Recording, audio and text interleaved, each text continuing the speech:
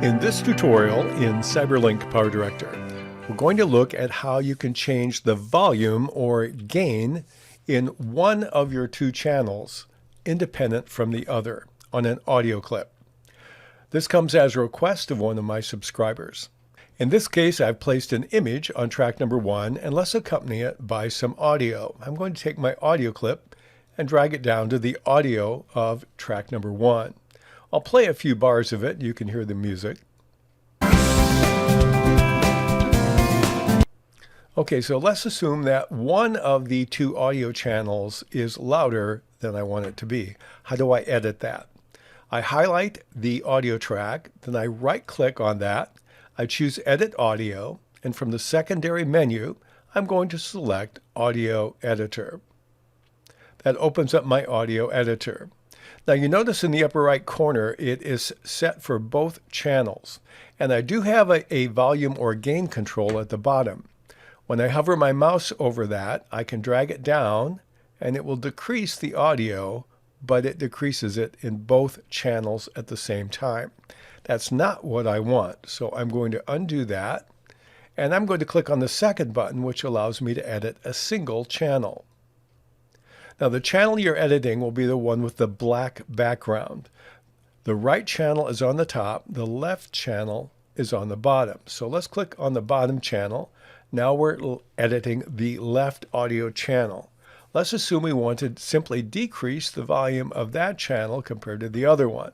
If I use my audio gain control, that's what I think I should do, and watch what happens.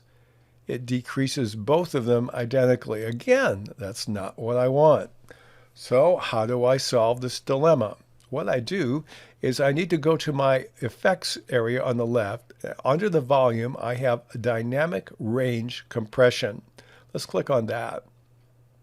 Now you notice you have a ton of sliders here. We're going to ignore almost all of them except for the top one, which is output gain.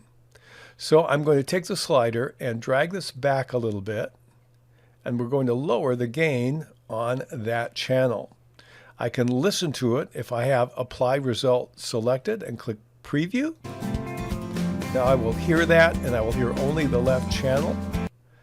If I want to compare it to the original, I can click back on that and preview it, and I will hear the difference. So let's assume we have it where we want it. I click on Apply. Only when you click on Apply will it actually change the waveform. So now I have the waveform changed. Now I can click on the play button on this screen, and I will hear the difference between the left channel and the right channel. Now, unfortunately, we have rendered this entire tutorial to mono, so you can't hear the difference in the tutorial, but trust me, by looking at the waveform, that's how it works. If you want to start all over again, you simply click the undo button on the left, and you can either modify left or right channel to your heart's content. So let's assume I like what I did. I'm going to click on OK.